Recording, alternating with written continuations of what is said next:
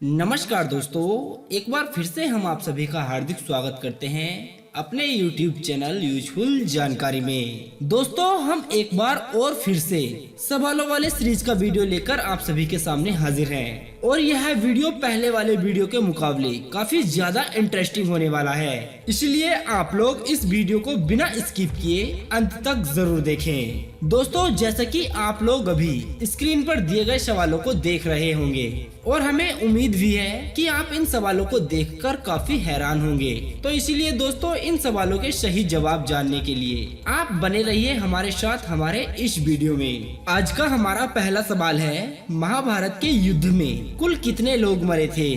दूसरा सवाल है, देवी सीता ने कौन सा पाप किया था। और तीसरा सवाल है, किस भगवान के सबसे ज्यादा मंदिर हैं। चौथा सवाल है, 786 अंक का क्या मतलब है। और पांचवा सवाल है, औरत की सबसे बड़ी कमजोरी क्या है। छठा सवाल है, शादी के बाद लड़की ज्यादा सेक्सी और हॉट क्यों दिखाई देती है। सातवां सवाल है, क्या किन्नरों की भी शादी होती है। दोस्तों, हम समझ सकते हैं कि आप लोगों को यह सवाल काफी अजीब और गरीब दिखाई दे रहे होंगे। आप सोच रहे होंगे शायद ये सवाल सही नहीं है, लेकिन हम आपको पहले ही बता दें कि यह सवाल बिल्कुल सही है और हम आपको इन सवालों के सही जवाब इस वीडियो में देने वाले हैं। लेकिन उससे पहले हमारी आप सभी से हर रोज की तरह एक गुजारिश है, अगर आपने अभी तक हमारे इस YouTube चैनल को सब्सक्राइब नहीं किया है तो कृपया आप हमारे इस YouTube चैनल को सब्सक्राइब कर लें और वीडियो अच्छा लगे तो आप इस वीडियो को लाइक करके अपना प्यार हमेशा की तरह हमें जरूर दें। तो चलिए फिर शुरू करते हैं वीडियो को। आज का हमारा पहला सवाल है, महाभारत के युद्ध में कुल कितने लोग मरे थे।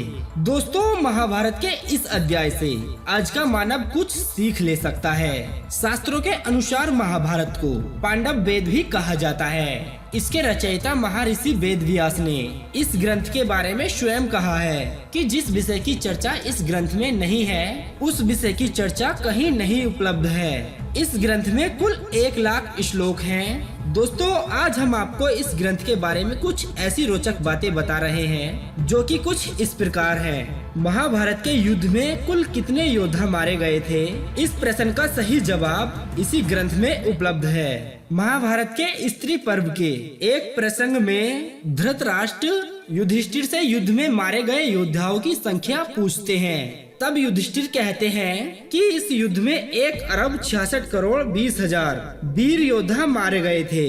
इसके अलावा 24,165 वीर योद्धाओं का पता नहीं चला था। युधिष्ठिर बताते हैं कि जो वीर क्षत्रिय धर्म निभाते हुए मारे गए वे वीर योद्धा ब्रह्मलोक में गए और जो वीर योद्धा युद्ध से भागते हुए मारे गए वे यक्षलोक में गए और जो वीर योद्धा ईमानदारी के साथ मारे गए वे अन्य पुण्य लोकों में गए। जब धृतराष्ट्र ने युधिष्ठिर से पूछा कि तुम्हारे पास ऐसी कौन सी शक्ति है जिससे तुम ये सब बातें जानते हो, तब युधिष्ठिर ने बताया कि वनवास के दौरान देव ऋषि लोमस ने मुझे जो दिव्य दृष्टि प्रदान की थी उसी की सहायता से यह गुप्त बातें मैं जानता हूँ। दोस्तों, हम आपको पहले ही बता दें कि हम केवल इंटरनेट, किताब, धार्मिक ग्रंथों में आधारित जानकारी ही दे रहे हैं। हमारा उद्देश्य किसी धर्म या जाति को अपमानित करना नहीं है। अगर हमसे कोई वीडियो में गलती हो जाए तो छोटा भाई समझकर क्षमा कर देना। तो आज का हमारा दूसरा सवाल है,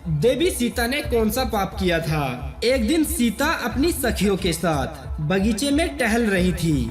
वहाँ उन्होंने एक ऐसा तोता मैना का जोड़ा देखा जो कि बहुत खूबसूरत था। वे दोनों पक्षी एक पर्वत की चोटी पर बैठकर कुछ बातें इस प्रकार कर रहे थे कि पृथ्वी पर श्री राम नाम से विख्यात एक बड़े सुंदर राजा होंगे और उनकी महारानी का नाम सीता होगा। श्री राम सीता के साथ कई वर्षों तक राज करेंगे। और उन दोनों की यह बातें सुनकर देवी सीता ने सोचा कि ये दोनों तो मेरे ही बारे में बात कर रहे हैं, इन्हें पकड़कर मैं अपने जीवन की सारी बातें पता कर सकती हूँ। देवी सीता ने अपनी सखियों की मदद से उन दोनों पक्षियों को पकड़ लिया। पकड़ने के बाद दोनों पक्षी देवी सीता से प्रार्थना करने लगे कि हमें छोड़ दो।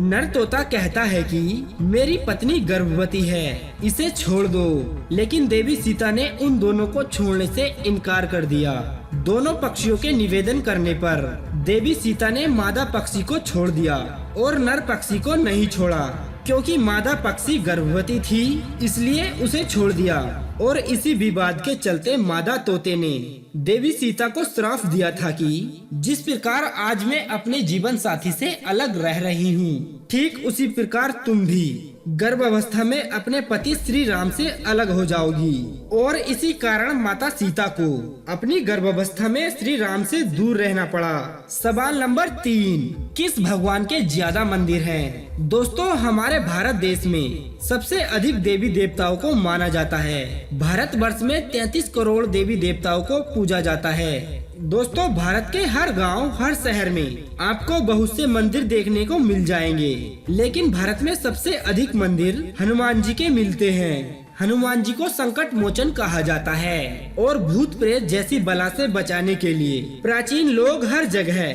हनुमान जी के मंदिर को स्थापित कर देते थे। आज भी गांव व शहर के हर घर में हनुमान जी का मंदिर आपको देखने को मिल जाएगा। चौथा सवाल है, 786 अंक का क्या मतलब होता है? इस्लाम धर्म में 786 को एक शुभ अंक माना जाता है, पर इस अंक को शुभ केवल इस्लाम धर्म के लोग ही नहीं बल्कि हिंदू धर्म के लोग भी शुभ मानते हैं। जैसे कि हिंदू धर्म के लोग किसी भी शुभ काम को करने की शुरुआत करते हैं तो सबसे पहले वह भगवान का नाम लेते हैं। ठीक वैसे ही इस्लाम धर्म में मुस्लिम लोग 786 अंक का स्मरण करते हैं। आपकी जानकारी के मुताबिक आपको बता दें कि इस्लाम धर्म में 786 अंक का मतलब होता है कि बिस्मिल्लाहिर्रहमानिर्रहीम। लेकिन कुछ हिंदू लोग 786 के अंक को, वैसे एशिया में मुसलमानों के लिए 786 अंक ही बेहद पवित्र माना जाता है। 786 का मतलब बिस्मिल्लाहिर्रहमानिर्रहीम होता है। वहीं दूसरी ओर कुछ लोग इसे भाग्यशाली संख्या के रूप में अपने पास रखते हैं। 5वां सवाल है, औरत की सबसे बड़ी कमजोरी क्या है? दोस्तों, औरत एक ऐसा स्वरूप होता है जो सब कुछ सहन कर सकती है। हम सभी लोगों ने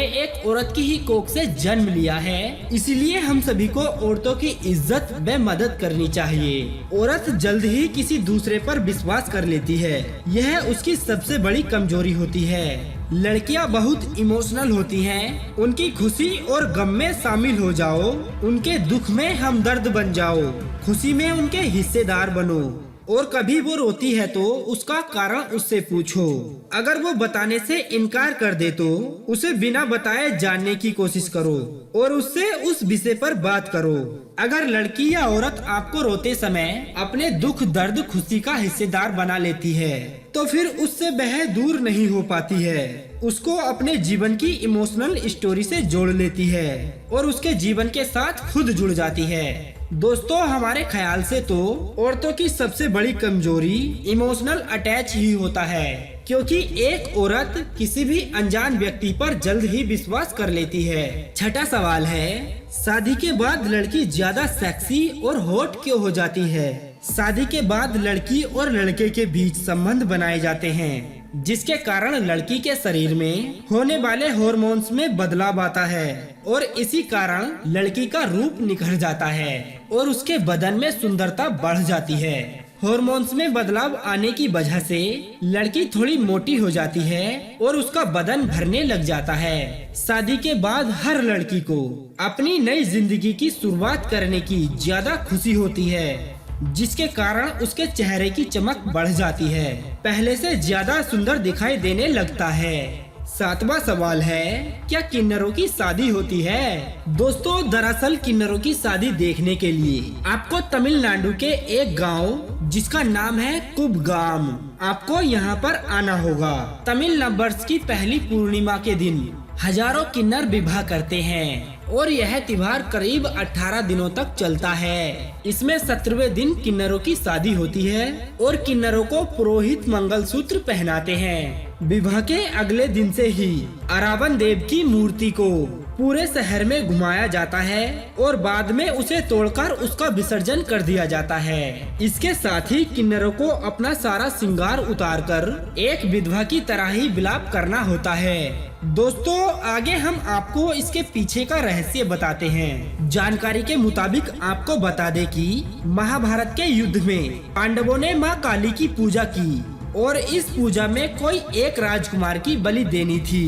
इस काम के लिए कोई भी राजकुमार आगे नहीं आया, पर अरावन देव ने सामने से आकर कहा कि मैं इस काम के लिए पूरी तरह से तैयार हूँ। और इस काम को करने के लिए उन्होंने एक शर्त रखी कि वह बिना शादी किए बलि पर नहीं चढ़ेंगे। और इसके चलते पांडवों के लिए एक बेहद ही मुश्किल उनके सामने आ गई। सिर्फ एक दिन के लिए कौन राजकुमारी अरावन देव से विवाह करेगी और अगले ही दिन विधवा हो जाएगी। अब इस समस्या का समाधान भगवान श्री कृष्ण ने निकाला और खुद ही एक मोहिनी रूप धारण करके सामने आए। भगवान श्री कृष्ण ने मोहिनी रूप धारण करके अरावन देव से विवाह कर लिया और अगले ही दिन अरावन देव की बलि दी गई। बाद में भगवान श्री कृष्ण ने एक विधवा बनकर विलाप किया। दोस्तों, इसी घटना को याद करके अब सभी किन्नर अरावन देव को ही अपना भगवान मानते हैं और एक रात के लिए उनसे विवाह भी करते हैं। तो दोस्तों, आज का हमारा यह वीडियो आपको कैसा लगा? आपका इस वीडियो के बारे में क्या ख्याल है? आप लोग हमें कमेंट करके जरूर बताइएगा। और यदि आपका इन सवालों के बारे में कोई सवाल या सुझाव हो, आप लोग यह भी हमें कमेंट करके जरूर बताइएगा। और दोस्तों, आगे ऐसे ही वीडियोस देखने के लिए आप हमारे इस YouTube चैनल को सब्सक्राइब कर लें। अब दीजिए हमें इजाजत, ताकि हम आप सभी के लिए एक और ऐसी ही अनसुनी व रोचक जानकारी को ढूंढ कर ला सके। तब तक के लिए आप अपना ध्यान रखिए और हमेशा मुस्कुराते रहिए।